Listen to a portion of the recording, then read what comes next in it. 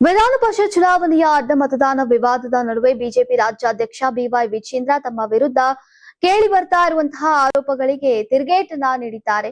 ಮುಖ್ಯಮಂತ್ರಿ ಡಿಕೆ ಶಿವಕುಮಾರ್ ಅವರೊಂದಿಗೆ ಯಾವುದೇ ಆತ್ಮೀಯ ಅಥವಾ ವ್ಯವಹಾರಿಕ ಸಂಬಂಧ ಇಲ್ಲ ಅಂತ ಸ್ಪಷ್ಟಪಡಿಸಿರುವಂತಹ ಅವರು ತಮ್ಮ ವಿರುದ್ಧ ನಡೀತಾ ಇರುವಂತಹ ಅಪಪ್ರಚಾರಕ್ಕೆ ಭಗವಂತನೇ ಉತ್ತರ ನೀಡಲಿ ಅಂತ ಹೇಳಿದ್ದಾರೆ. ಇನ್ನು ಶ್ರೀ ಮಂಜುನಾಥ ಸ್ವಾಮಿಗೆ ವಿಶೇಷ ಪೂಜೆ ಸಲ್ಲಿಸಿದ ಬಳಿಕ ಸುದ್ದಿಗಾರರೊಂದಿಗೆ ಮಾತನಾಡಿದಂತಹ ವಿಜೇಂದ್ರ, ವಿಧಾನ ಪರಿಷತ್ ಚುನಾವಣೆಯಲ್ಲಿ ಬಿಜೆಪಿ ಶಾಸಕರ ಅಡ್ಡ ಮತದಾನದಿಂದ ಪಕ್ಷದ ಕಾರ್ಯಕರ್ತರಿಗೆ ನೋವಾಗಿದೆ. ಈ ಹಿನ್ನೆಲೆಯಲ್ಲಿ ಆನೆ ಪ್ರಮಾಣ ಹಾಗೂ ಶಾಸಕಾಂಗ ಪಕ್ಷದ ಸಭೆ ನಡೆಸುವ ಬಗ್ಗೆ ಹೇಳಿದ್ದೆ.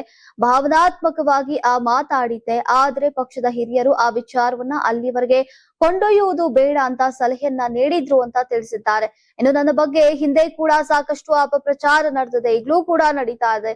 ವಿಜೇಂದ್ರ ಮತ್ತು ಡಿಕೆ ಶಿವಕುಮಾರ್ ನಡುವೆ ವ್ಯವಹಾರಿಕ ಸಂಬಂಧ ಇದೆ. ಅಡ್ಡ ಮತದಾನಕ್ಕೆ ನಾನೇ ಸಹಕಾರವನ್ನ ನೀಡಿದ್ದೇನೆ ಎಂಬಂತೆ ನಮ್ಮವರೇ ಆರೋಪವನ್ನ ಮಾಡ್ತಾ ಇದ್ದಾರೆ. ಆದ್ರೆ ಮುಖ್ಯಮಂತ್ರಿ ಹುದ್ದೆಗೆ ನೀಡಬೇಕಾದಂತಹ ಗೌರವವನ್ನ ನೀಡಿದ್ದೇನೆ ಅಷ್ಟೇ, ಅದನ್ನ ಬಿಟ್ಟು ಬೇರೆ ಯಾವುದೇ ಸಂಬಂಧ ಇಲ್ಲ ಅಂತ ಸ್ಪಷ್ಟಪಡಿಸಿದ್ದಾರೆ. ಇನ್ನು ಪ್ರಧಾನಿ ನರೇಂದ್ರ ಮೋದಿ ಹಾಗೂ ಕೇಂದ್ರ ಗೃಹ ಸಚಿವ ಅಮಿತ್ ಶಾ ಅವರ ಆಶೀರ್ವಾದದಿಂದ ರಾಜ್ಯಾಧ್ಯಕ್ಷನಾಗಿದ್ದೇನೆ. ಇಂತಹ ಕೀಳು ಮಟ್ಟದ ರಾಜಕೀಯ ಮಾಡುವ ಪ್ರಶ್ನೆಯೇ ಇಲ್ಲ. ದೆಹಲಿಯಲ್ಲಿ ಪಕ್ಷದ ವರಿಷ್ಠರನ್ನ ಭೇಟಿ ಮಾಡಿದ ಬಳಿಕ ಇಲ್ಲಿ ಬಂದಿದ್ದೇನೆ.